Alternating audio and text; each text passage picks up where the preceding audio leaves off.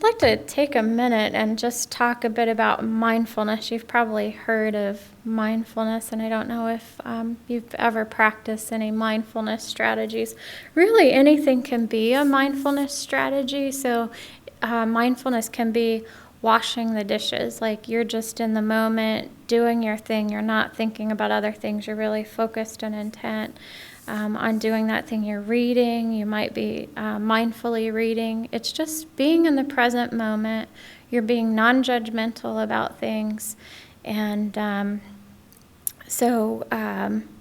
lot of times you've probably thought of like meditation as you got to be sitting in lotus posture, and you've got to, which is crossing your legs and sitting like this. You can't let any thoughts intrude, so your mind is clear. But that's not meditation at all. Meditation is just being where you are in the moment. And so if you have a lot of thoughts coming in, that's just food for thought. Just being aware of what's going on in the moment, being aware of all those thoughts. And the more you sit with your thoughts, the more you start to observe patterns in your thinking that can be helpful to you. So you're not trying to get rid of thoughts, you're just trying to be there in the moment and not judge them, not push them away. So everyone can be more mindful. And then diaphragmatic breathing. Everyone does this a little bit differently, so I'm going to show you like a real simple diaphragmatic breathing technique. So go ahead and put one hand on your upper chest, and then one hand right above your belly button. And if you're doing deep breathing, like if you've watched a baby breathe and their whole chest rises and falls, that's kind of what you want to have happen here. And you want to pull the air more to your lower hand so that expands. So go ahead and take a deep breath in. And breathe out.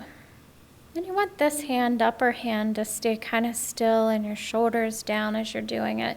You really want to pull the air into your belly, which means your diaphragm is expanding. You're getting air into both lobes of your lungs. So try that again.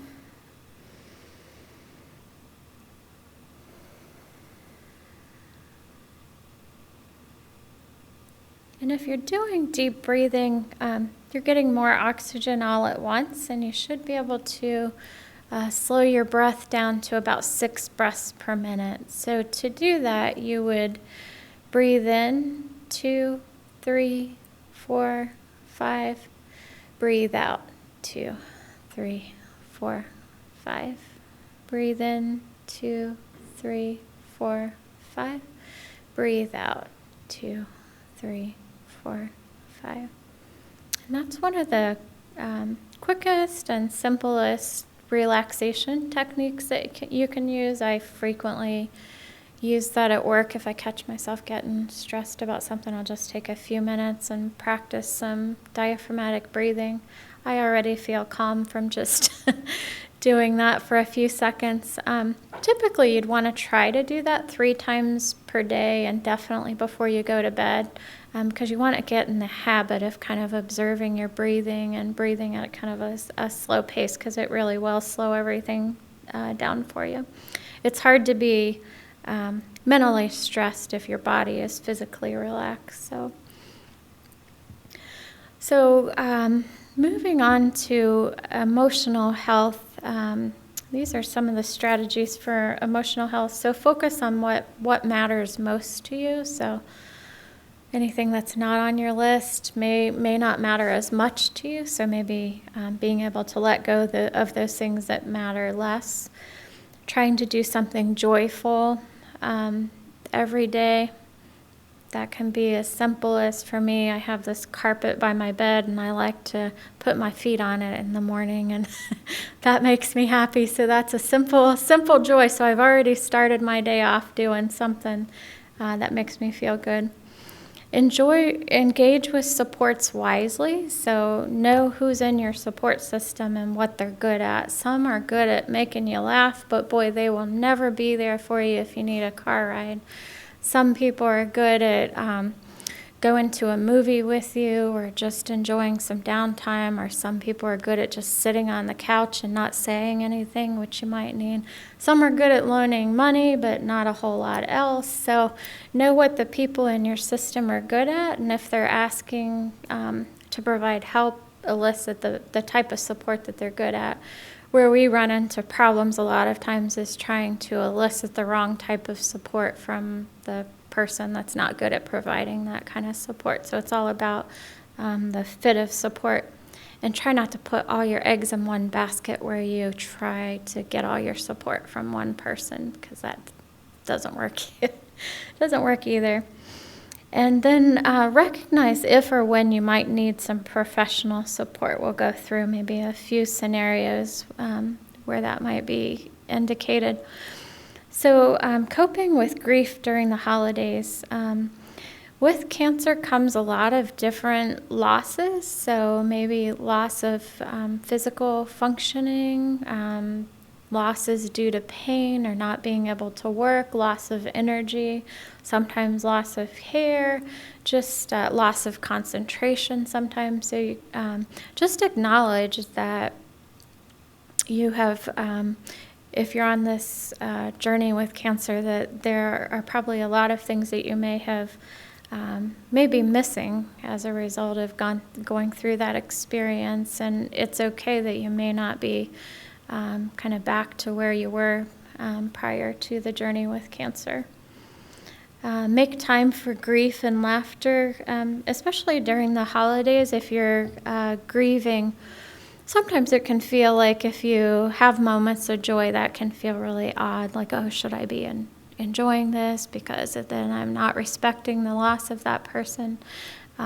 But over time, you get more of a mix of grief and laughter, and recognize it as a cycle. You're going to have periods that come up again and again where you're thinking more about the person that you lost, and then periods of joy. And I know when my mother passed, like I couldn't be around frogs or look at frogs without getting really upset, because she really liked frogs. But then that passed and changed for me, and now I see frogs, and that brings me a sense of joy or pleasure again. So things change with grief, and grief, if anything, requires time. Decide how you want to spend the holidays. So when someone you love is not there, do you want to? It's a perfect time to ask, do you want to change things up, change how you're maybe approaching the holidays? Consider how they may have wanted to be remembered. So is there an organization that you might make a donation to, or is there a quiet time that you might spend, like communicating with them? Do you have letters that you might read, or other ways that you might be connected? And then I remember like after my mother died, like there was a Blue Christmas gathering in a religious setting that I went to, and I found that really helpful, because when you try to go to things where people are really celebrating the holidays, it just feels really strange. And so having a place where you can go where the energy is more subdued and you can really think and reflect, that can sometimes help. What have you guys done with grief, or to recognize loss during the holidays? Well, my father died a few years ago on the 21st of December, and so it was difficult for us to, that year we didn't celebrate Christmas. Everything kind of just got lost in the shuffle. But after that, the following Christmas, we started, like he was really big into making everybody laugh and wanting to make every day special for everyone. So we would sit around and tell stories about what Dad did or what Dad said, or just remembering how he made everyone else happy. So. Mm-hmm. Mm-hmm. Yeah, so that's a perfect way to remember him. She's talking about kind of inviting him into this celebration after the first year, and just remembering him by laughing or telling stories about her dad, which is a great way to remember. Some people will go to the gravesite and maybe leave flowers, and some people will leave an extra plate at the table. Some people will just light a candle or do something in remembrance. So all of those things can help you to kind of, move forward with your grief process. So grief is a little bit different than depression. I don't know how many of you saw this movie, like Inside Out. Did anyone here see it? Yeah, one person saw it. I just love this movie. I think it's such a great representation of the feelings and emotions and how they work together. So this little lady here is the depressed lady in the movie, and she's a little bit like worrisome or anxious too at times, but it's really clever. But depression looks like this. So for a person to be diagnosed with depression, they have to have one of the first two things. So depressed mood most of the day, nearly every day. So it's not just, I feel depressed once or twice a week. It's pretty much every day that you might feel down.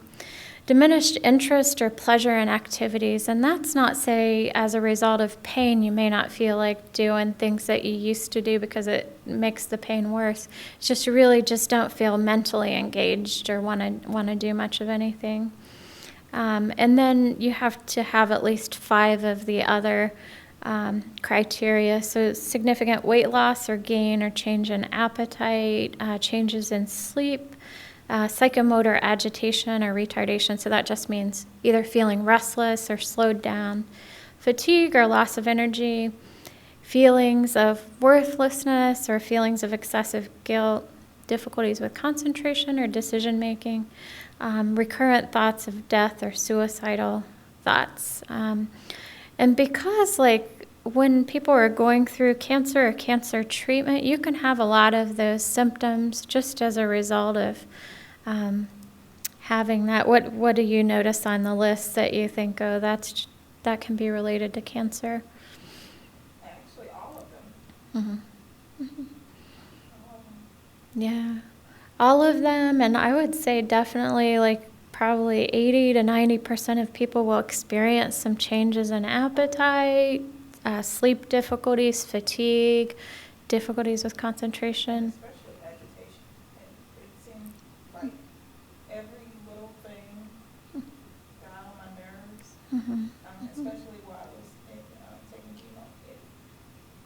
Loud noises, like if the kids were laughing too loud or arguing or just any little thing made me agitated.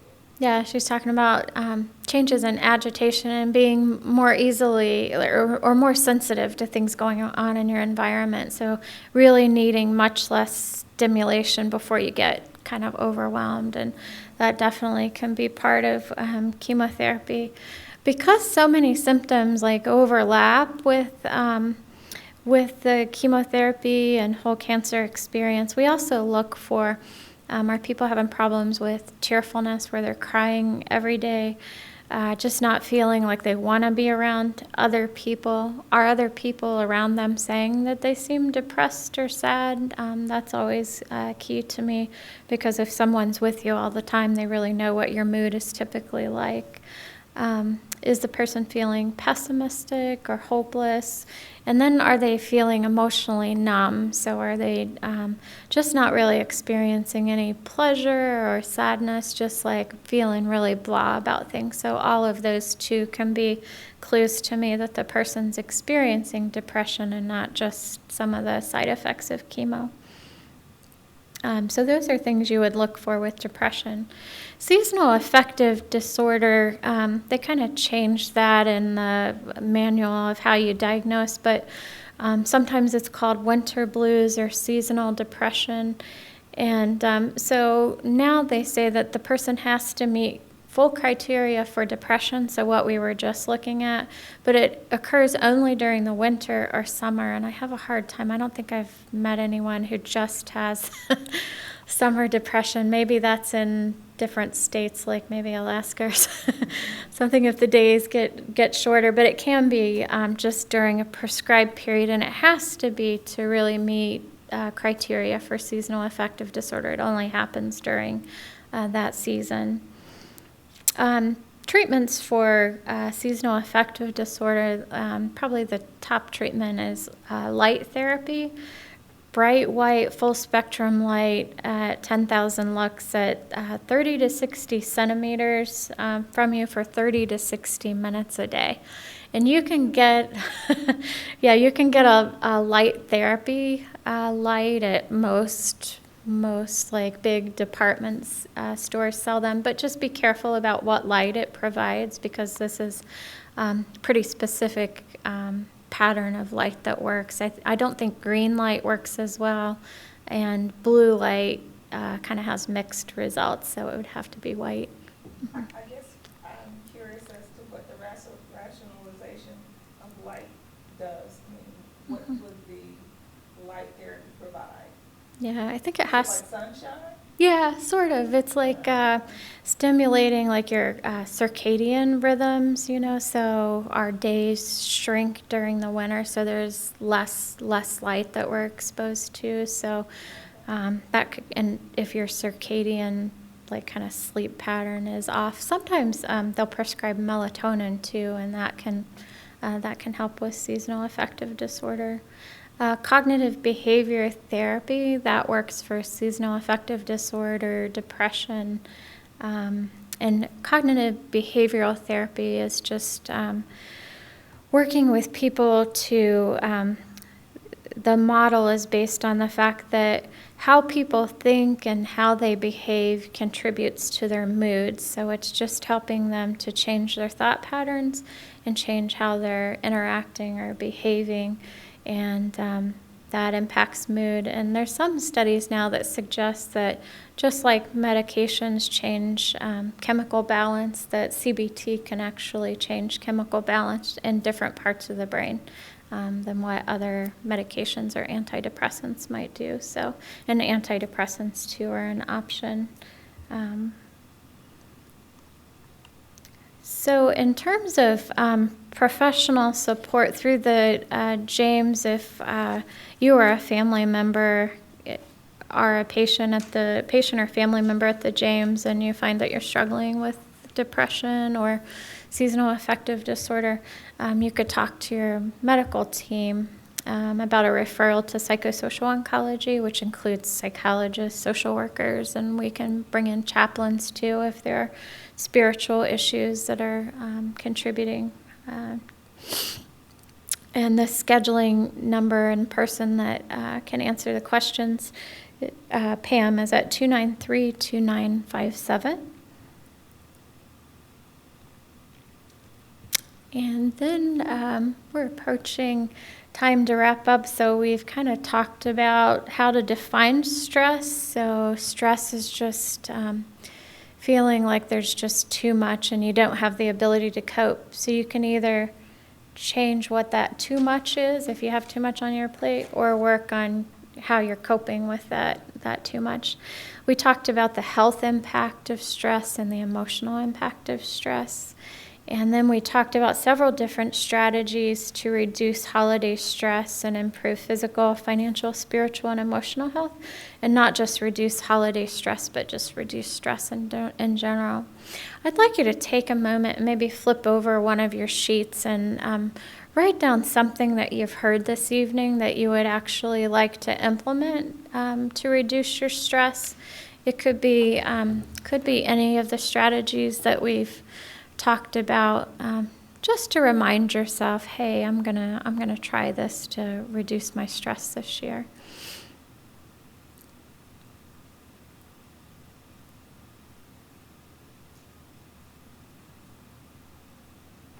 Okay, and then we talked about grief, depression, and sadness, and some of the differences and strategies for managing that during the holidays.